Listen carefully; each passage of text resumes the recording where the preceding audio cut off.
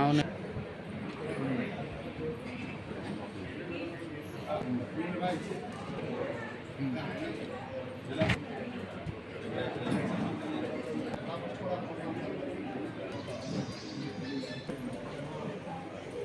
అయినటువంటి 10th class రిజల్ట్స్లో మన తణుకు పట్టణంలో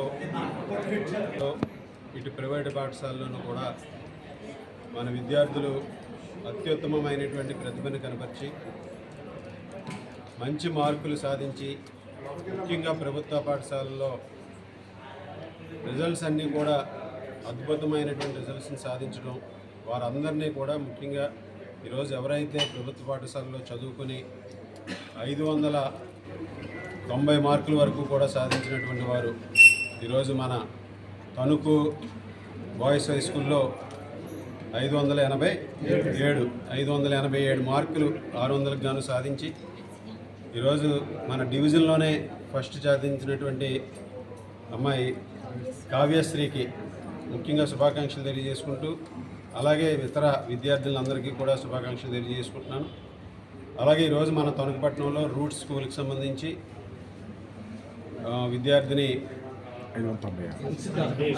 అన్సిత 596 మార్కులతో మన టౌన్ ఫస్ట్ని సాధించడం ఈరోజు చాలా సంతోషమైన ఈ సందర్భంగా తెలియజేసుకుంటూ, ముఖ్యంగా కూటమి ప్రభుత్వం ఏర్పడిన తర్వాత మానవ వనరుల శాఖ మంత్రులు లోకేష్ గారు నిరంతరం కూడా వీటి మీద దృష్టి పెట్టి అనేక సంస్కరణలు తీసుకొచ్చి ముఖ్యంగా ప్రభుత్వ పాఠశాలల్లో 10వ తరగతి చదువుకుంటున్నటువంటి విద్యార్థుల కోసం ఆయన తీసుకొచ్చినటువంటి మార్పులు కానీ ఇచ్చినటువంటి మోటివేషన్ కానీ ఈరోజు మంచి రిజల్ట్స్ అన్నీ కూడా సాధించడం జరిగింది. గత దశాబ్ద కాలంలో ఏదైతే ఇంటర్మీడియట్ రిజల్ట్స్లో గత దశాబ్ద కాలంలో రానిటువంటి రిజల్ట్స్ సాధించామో అదేవిధంగా ఈరోజు 10th క్లాస్ కూడా అదేవిధంగా గత దశాబ్ద కాలంలో రానిటువంటి రిజల్ట్స్ని సాధించి మంచి ఫలితాలను సాధించడం జరిగింది. రాష్ట్ర వ్యాప్తంగా దాదాపు 82% మంది పిల్లలు ఉత్తీర్ణత సాధించారు. అందులో గర్ల్స్ అత్యధికంగా 84% పైగా గర్ల్స్ అందరూ కూడా ఉత్తీర్ణత సాధించారు.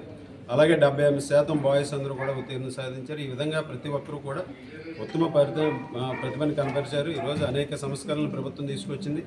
వీళ్ళకి 100 రోజులు టైం పెట్టి ఎవరైతే కొంచెం పూర్ పెర్ఫార్మెన్స్ ఉన్నారో అటువంటి వారందరికీ కూడా స్పెషల్గా వారిని కోచింగ్ ఇచ్చే విధంగా కూడా ప్రభుత్వ పాఠశాలలో చర్యలు తీసుకోవడం జరిగింది. అలాగే మిడ్ డే మీల్లో కానీ స్కూల్ టైమింగ్స్లో కానీ ఇటువంటి వాటిలో అన్నింటిలో కూడా ఎవరైతే పిల్లలు కొంచెం వెనకబడి ఉన్నారో వారికి ప్రత్యేకమైనటువంటి తరగతులు నిర్వహించడం కానీ ఈ విధంగా ప్రభుత్వం అనేక చర్యలు తీసుకుని దాంతోపాటుగా ఈరోజు వాట్సాప్ గవర్నెన్స్ ద్వారా కూడా వీళ్ళకి టైమ్లీ హాల్ టికెట్లు ఇవ్వడం కానీ ఈరోజు రిజల్ట్స్ని కూడా వాట్సాప్ గవర్నెన్స్లో అందించడం కానీ ఎటువంటి అవకతవకలు లేకుండా ప్రభుత్వం ఒక పారదర్శకత రూపంలో ఈరోజు వారికి అన్ని కార్యక్రమాలని కూడా చేయడం జరిగింది.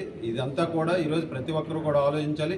ప్రభుత్వ పాఠశాలల్లో చదువుకున్నటువంటి విద్యార్థులు కూడా అత్యుత్తమమైనటువంటి ప్రతిభని కనపరుస్తున్నారు. ఈరోజు అందరూ కూడా ప్రభుత్వ పాఠశాలలో అన్ని సౌకర్యాలు ఉన్నాయి. ఈరోజు అక్కడ ఉన్నటువంటి ఇన్ఫ్రాస్ట్రక్చర్ కానీ అలాగే ఉపాధ్యాయులు కానీ అదేవిధంగా మిడ్ డే మీల్ కానీ ఇటువంటి సౌకర్యాలు కానీ దాంతోపాటు ఈరోజు ప్రభుత్వం అందించేటటువంటి యూనిఫామ్స్ కానీ ఈ విధంగా ప్రభుత్వం అన్ని సౌకర్యాలు అందిస్తూ స్కూల్స్లో కూడా బెస్ట్ ఇన్ఫ్రాస్ట్రక్చర్ స్పోర్ట్స్ ఫెసిలిటీస్ కానీ గ్రౌండ్స్ కానీ ఈ విధంగా ప్రభుత్వ పాఠశాలలో అందుబాటులో ఉన్నాయి కనుక అందరూ కూడా ఆలోచించాలి. ప్రభుత్వ పాఠశాలలకు పంపిస్తే ఈరోజు ఏ విధంగా వీళ్ళు విజయాలు సాధించారు అటువంటి విజయాల్ని ప్రతి ఒక్కరూ కూడా సాధించవచ్చు. ఈరోజు కావ్యశ్రీ తండ్రి ఒక డైలీ ఉద్యోగం చేసుకునేటటువంటి వ్యక్తి, అటువంటి కుటుంబంలో పుట్టి ఈరోజు గొప్ప విజయాన్ని సాధించి ఎంతోమందికి స్ఫూర్తిగా నిలిచింది. భవిష్యత్తులో కూడా తను ఐఐటి చదవాలనే ఆకాంక్షను వ్యక్తం చేయడం, ఏ విధంగా ముందుకు వెళ్ళాలనేది ఇవన్నీ కూడా చూస్తే ప్రభుత్వ పాఠశాలలో చదివి ఇటువంటి విజయాలను అందుకోవడం చాలా సంతోషం.